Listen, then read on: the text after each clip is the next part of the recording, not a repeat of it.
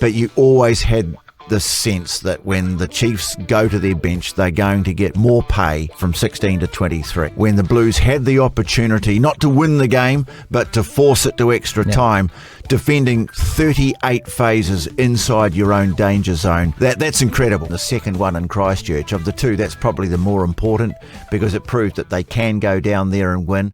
DSPN, the Devlin Sports Podcast Network. We are down to 2 in Super Rugby. We have got the final to play in Christchurch this coming weekend. Tony Johnson's going to be there calling that game. These two teams, Crusaders and Chiefs, played in the final in 2023, and the Crusaders won that one 25-20. An amazing stat is that the Crusaders are poised to win their 15th title in 30 years, 1 and 2, which if you look at any professional sporting competition anywhere around the world is just a level of excellence that is probably unsurpassed. Tony, let's look back at the two semi-finals to start with, because the semi-finals aren't the finals. The Crusaders Blues game was so much like the quarter-final between the Chiefs and the Blues, apart from it didn't have the same kind of ending for the Blues. And then the Chiefs kind of ran away with it in the end against the Brumbies. But first and foremost, that one in Christchurch, the word that I wrote down was defence. And it's hard at this time of the year to go against a team that can defend their own line like that when it matters most. Yes, semi-finals are often strange beasts in sport. I mean, it hasn't got to the point where it is, say, in the FIFA World Cup, where it's all about not losing rather than winning. Yeah. I mean, you still had teams, really intent on winning the match, but yet defence is what won it for the Crusaders. They had to make a phenomenal number of tackles in that game. I think they made 203 and missed only 15. And when you consider just how constantly the Blues were coming at them hard, that is an absolutely outstanding achievement. And right at the end of the game, when the Blues had the opportunity not to win the game, but to force it to extra time, defending 38 phases inside your own danger zone, that's incredible. And that's the sort of stuff that I think Crusaders teams have been built on in the past. Sure they have. And so this was a game where definitely it was about defence winning the day and just taking the opportunities when they come. 14-0 down. That's the other thing about that game, which is important, isn't it? Because they were down. They were down a couple of scores. They had to come back and win that game and then hold on. So it was kind of like almost 2 or 3 different games in one for them. Yeah, when the Blues got off to that start, and particularly Rieko Ioane scoring, and he's been at the forefront of, winding the opposition up, and he gets that try and you think, wow, it's all on here now. Yeah. But just the way they kept their composure, came back into the game, and of course I said defence, but also discipline, one of the other Ds. You can't give away that number of penalties in a game, and in a game like that, and expect to win. And I think the defence, obviously a huge factor, but the discipline of the Blues, or the lack of it, was a key factor. I did think that the second yellow card against Hoskins Sotutu was a bit tough. To me, it was just an accidental banging of the heads as players sort of went past each other. And I thought that was a bit tough, but even so... the first one was dumb. And there were other dumb penalties too, and that's all about pressure. And so the Crusaders, they had the better discipline, the better defence, and that got them through on the day. But yeah, for a while it looked like, oh boy, that was it, 31-0 record it is now at home in playoffs or finals game. Wild, isn't it? Probably under threat more than we've seen before, but in the end they were too good. Tony, just a dumb fan question. When you're looking at the end of that game with the Blues and the Chiefs in the quarterfinal, and then you're looking at the Blues and the Crusaders, and they're very similar. You've just got guys who are just driving towards the line and just using all their physicality and power, and the other team is doing their utmost to stop them. Penalties are inevitable. That's what this game is. There are so many rules. Guys are going to get offside. They're going to infringe. Do you know, when you're looking at that, what every single penalty is for? Well, you can see what a team's aiming for. That they'll be aiming, obviously, to score a try, but if not, to get an advantage so they can have a free swing, knowing that if it doesn't come off, they can go back to the penalty, or to take the 3, which is often the case in playoff games where, you do take the 3, whereas in the regular season, you're plugging for the corner. So obviously teams do play for penalties. They play for penalties on defence as well. One of the great strengths of the Crusaders over the years has been their ability to win a scrum penalty inside their own territory so they can clear it and get downfield.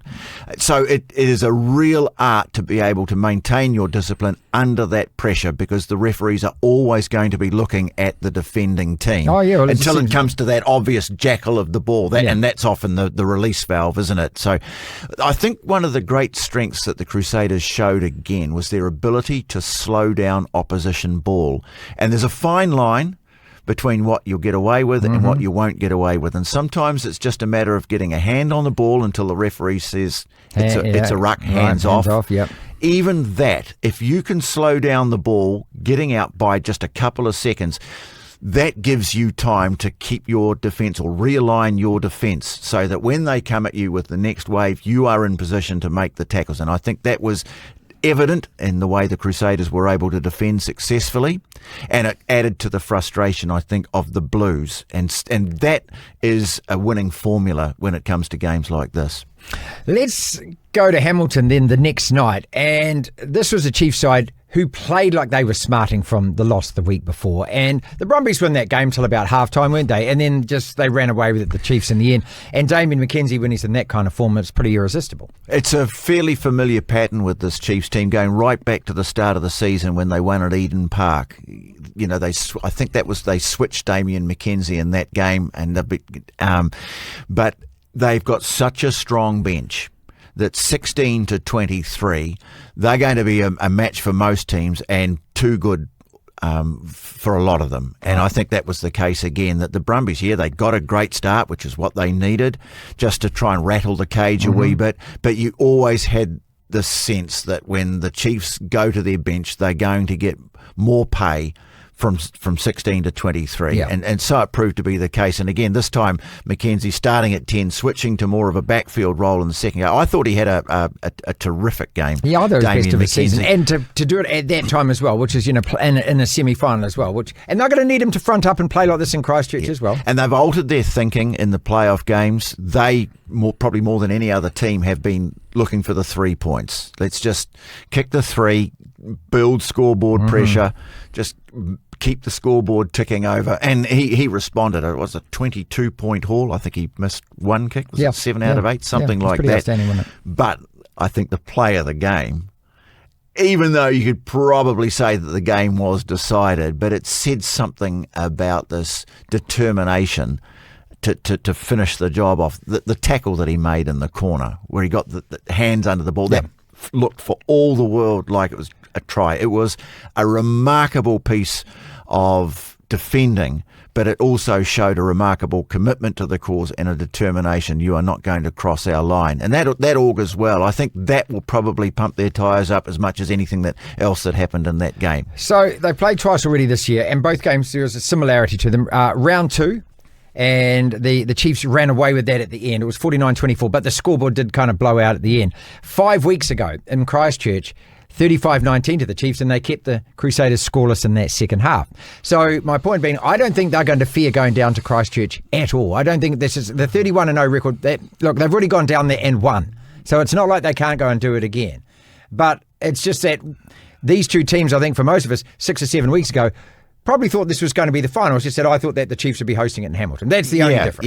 Yeah. That was a telling win, the second one in Christchurch. Of the two, that's probably the more important, because it proved that they can go down there and win. And if you're a Chiefs fan or even a neutral deciding who you're going to back for this game, you look at that and you think, well, does that outweigh that the was it 31-0 home record that the Crusaders have got? That's certainly what. That's certainly what you're looking at, isn't it? So, look, no question, we've got the best two teams in the final. I think you've got a team that knows that it's capable of winning down there, but you've also, defending their honour. They'll want to leave that stadium, and let's hope it is the last time they play there. Well, it's got to be the last one. And look, and for everything that has happened in Christchurch, Addington has stepped up and provided that venue over a long period of time. About 5 years past its, or 7 years past its use by date. I think it was past its use by date when the Kiwis beat the Poms here in '88. Well, it was supposed to be a 5-year thing, and it looks like a bit of a rusting carcass these days. But hey, you fill it up, and it's still still a footy ground, and the fans will be there. Look, the other motivation, of course, is for the Chiefs to see Clayton McMillan off in winning style. They have really bought into this guy. When he first came into the team, it was a bit of an adjustment for them, but by the end of the first season that he had in charge, he'd won them over. Warren Gatland was due to come back. I think the players really felt that Clayton McMillan was the guy that they wanted to take them forward, and he's done that, and he's just got total buy-in from his team. He really has taken the culture of that team back to what it was under Dave Rennie and Wayne Smith and co. How good they were 2012, 13 and so on. So they will want to do it for him, plus another couple of guys will be leaving, Sean Stevenson being one of them, although he may not play. He had a head knock at the weekend. They'll want him to be fit, but obviously at this stage he'd probably be unlikely. So there are so many motivations. But top of the list, of course, is to call yourself the Super Rugby champions. It would be the ultimate bounce back for the Crusaders. Oh yeah, I mean after last year. I mean there was only this time last year that the guy's head was on the chopping block supposedly, and I remember that press conference well, where words were exchanged and everything, and then a year later here they are. I mean, what kind of team goes through that then turns it round so quickly? It's like the Australian cricketers. I was thinking that when they lost the World Test Championship on the weekend. You got to kick the crap out of these guys while you can, because they're going to bounce back the next week and win something else, aren't you? Yeah, of course. And the Crusaders, I don't mean it in the same way, obviously, but this is a team that every time you get a chance to beat this team, you've got to beat this team.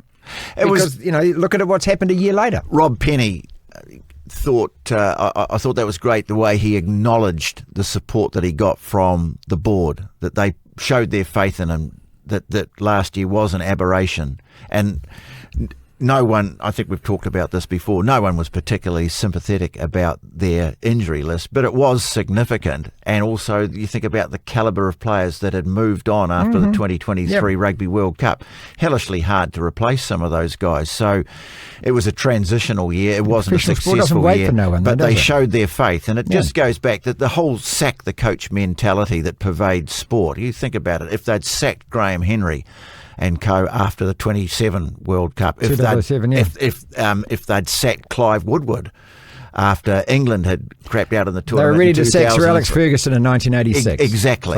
So it's not always about the coach, and quite clearly in this case it hasn't been. So it's a year where they've bounced back really well. But as I say, the Chiefs, they've got plenty to play for as well. How much of an All Black trial is it?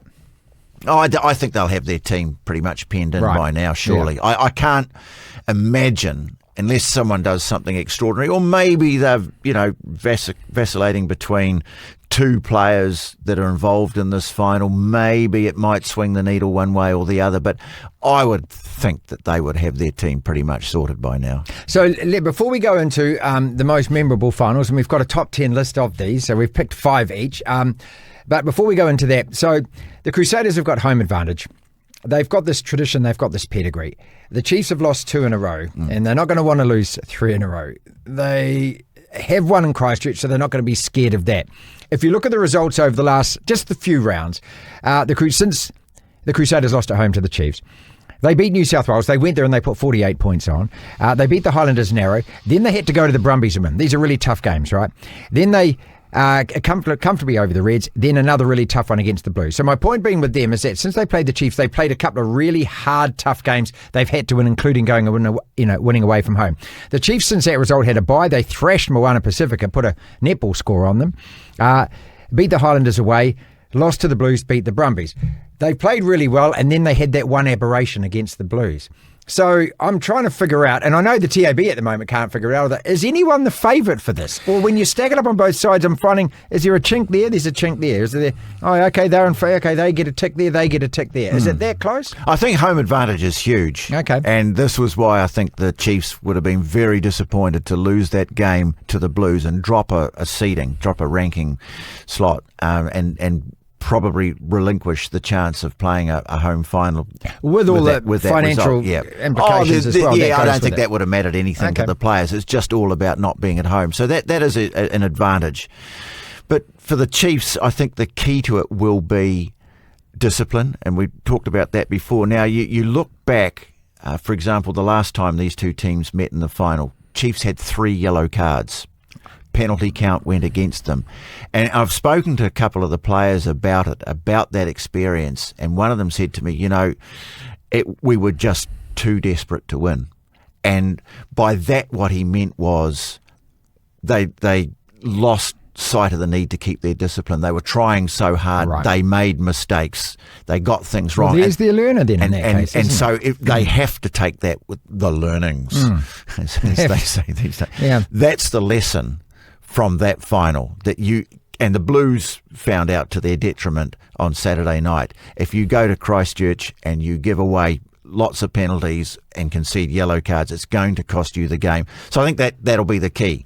Holding your nerve, keeping your structures, keeping your shape, but also keeping your cool, because the Crusaders, they're going to throw everything at you, and the crowd's going to be behind them, and so there'll be a few cowbells, but it's the hardest many. place to win. Yeah. Well, that's it. 31-0. It says everything, doesn't it? Yeah. So it's stacking up for a fantastic final. The two best teams are playing, and I think it's actually in Christchurch. If it was in Hamilton, I'd say it'd be the overwhelming favourites would be the Chiefs, but because of that Christchurch factor, it does even it up, doesn't it? It does, but I think the Chiefs are capable of doing it. If they can do all those things, if they can keep their shape, their composure, they've got a strong bench, and if they can provide Damian McKenzie with a platform, or if the Crusaders make the odds slip that allows him to do what he does, then it's all on. Let's put our betting heads on the chopping block right now. I'm going to go Crusaders by either 1 or 2 points. I honestly think it's going to be that tense that a last-minute penalty or a last-minute drop goal, something could change this game. But it's going to be, the scoreline's going to be that close, and I think that they will, for some reason, because the other Crusaders are going to inch this. Yeah, and unless there's yellow cards come into it and there's a bit of a late blowout or something, I just can't see this game being decided by more than 7 or 8 points. There you go. But you have to consider the history. You have to consider the way that the Crusaders, they're playing championship rugby. They always talked about championship moments, championship points, championship situations. It's in their DNA. But look, I wouldn't put any money on this game personally. I really wouldn't. He's going down to call it, you see. How much are you looking forord to that? You've called Super Rugby finals before. It's a buzz, isn't it?